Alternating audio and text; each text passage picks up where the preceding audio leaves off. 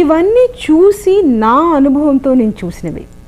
ఎట్లా చర్చలు మనుషులు పెళ్ళిళ్ళు చేశాయి, వాటి ద్వారా వాళ్ళ కుటుంబాలని ఏ విధంగా కంట్రోల్ చేశాయి అన్నది నా అనుభవంలో చూసిన విషయాలు ఇవి.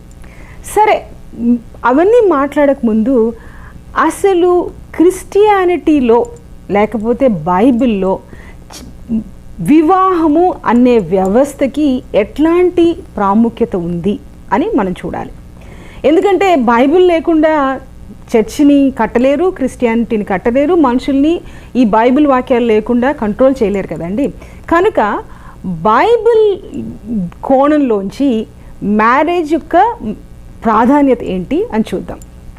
మనకు తెలుసు మ్యారేజ్ అనేది సమాజ నిర్మాణంలో చాలా ప్రాముఖ్యమైనది.